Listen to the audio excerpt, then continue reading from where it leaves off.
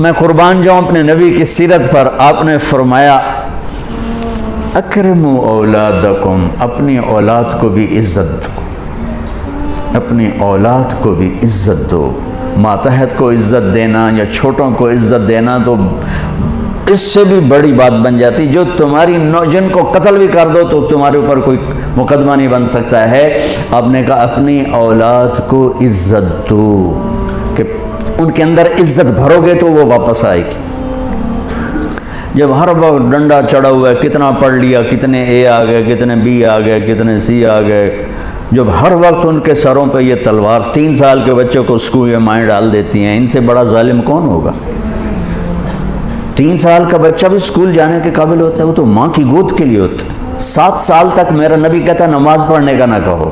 نماز جیسے فریضے کو جو سب سے زیادہ شریعت میں ہائی لائٹ ہوا ہے، 7 سال تک ہم نماز بھی نہ تو کیا کرو کہ پیار دو، چھاؤں دو، جھولی دو، گود دو. جو ماں 2 بچوں کو تنگ ہو کے اور جا کے اسکول پھینک آتی ہے کہ میری جان بخشی جائے، 30 بچوں کو ایک ٹیچر کیسے سنبھالے گا یا سنبھالے گی؟ اپنے بچوں کو اسکول ڈال دیا تو بیکن والوں کے پاس یا گرامر والوں کے پاس یا جتنے بھی اسکول ہیں ان کے پاس تو محبت کوئی نہیں. وہ تو ایک ڈیل ہو رہی ہے. ہمارے اسکول کے ہمارا جو نظام تعلیم ہے وہ کاروبار بن چکا ہے.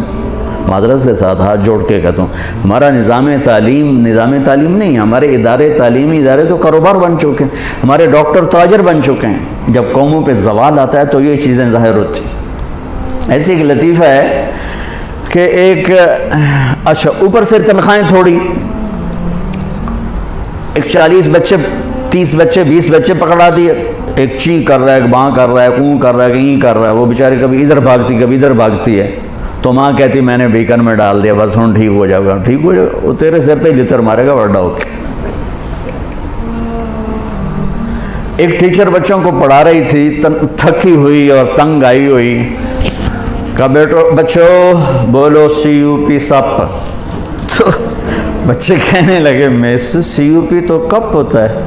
کہ نہیں، بولو CUP سپ.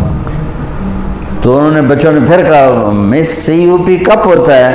انہوں نے کہا اتنی تھوڑی تنخواہ میں CUP سپ ہی رہے گا، کپ نہیں ہو سکتا. میں قربان جاؤں، میرے نبی نے کہا اکرموا اولادکم، اپنی اولاد کو عزت دو. سب والدین بیٹھے ہیں، ماں باپ بیٹھے ہیں. میرے نبی خود کیسے عزت دیتے تھے؟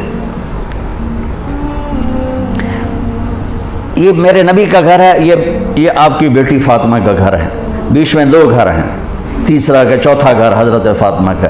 اور آنا جانا کبھی کبھی نہیں ہے، ہر دوسرے تیسرے دن آنا ہے، روز بھی آنا ہے، چونکہ 7 تو گھر ہیں. اور آپ کو اپنی اولاد میں سب سے زیادہ پیار حضرت فاطمہ، میرے جگر کا ٹکڑا ہے.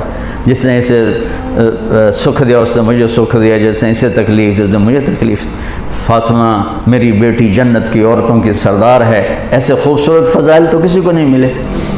میرے بیٹے حسن حسین جنت کے نوجوانوں کے سردار ہیں. فاطمہ، تو، میں، یہ دونوں، یہ علی، ہم 5 قیامت میں اکٹھے ہوں گے. میرے نبی چیئر پر بیٹھے ہوئے ہیں، زمین پر بیٹھے ہوئے ہیں، چارپائی پہ لیٹے ہوئے ہیں، اور حضرت فاطمہ انٹر ہوتی ہیں. ہم سب والدین بیٹھے ہوئے ہیں. اس کے بعد آپ انالیسس کریں کہ ہم اپنے بچوں کو یہ پروٹوکول دیتے ہیں. اور عام طور پر بیٹے کو پروٹوکول زیادہ ملتا ہے، بیٹی کو تو ملتا ہی کوئی نہیں. وہ تو شروع سے ہی بیچاری رگڑے کھاتی. حضرت فاطمہ انٹر ہوئیں، آپ کی نظر پڑی، آپ کھڑے ہو جاتے،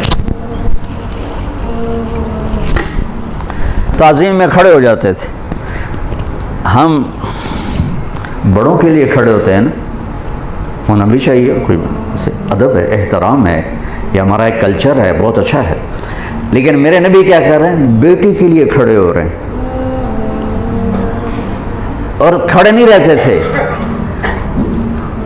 تیزی سے آگے بڑھتے تھے. تو اب میں نے لگام لگی، میں آگے جا نہیں سکتا. تو تیزی سے آگے بڑھتے تھے اور جا کر حضرت فاطمہ کا ہاتھ پکڑ لیتے تھے اور ہاتھ پکڑ کے بوسہ لیتے تھے، پھر ہاتھ چھوڑتے نہیں تھے، ہاتھ پکڑے پکڑے یوں تشریف لاتے اور پہلے کہتے بیٹھو یہاں، پہلے حضرت فاطمہ کو بیٹھاتے، اس کے بعد خود بیٹھتے تھے۔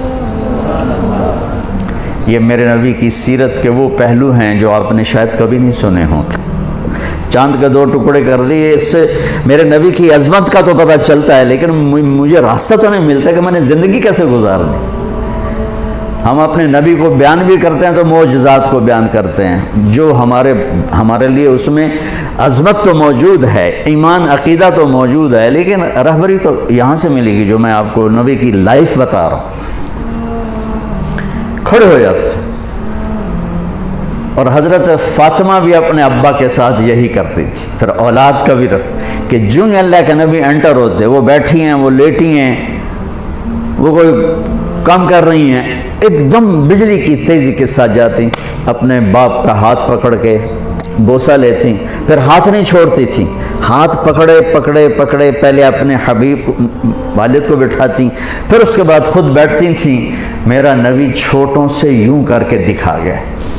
آپ بڑے افسر اگر چھوٹوں کو عزت دیں گے تو آپ کے دفتر جھوٹ سے پاک ہو جائیں گے، آپ کے دفتر منافقت سے پاک ہو جائیں گے، آپ کے دفتر خوشامد سے پاک ہو جائیں گے، غلط فیصلوں سے پاک ہو جائیں گے۔ جب آپ کو کوئی مشورہ دینے والا صحیح مشورہ ہی نہیں دے گا تو آپ پر وہی تو آتی نہیں کہ آپ صحیح فیصلے کریں۔ ہمارے فیصلے کتنے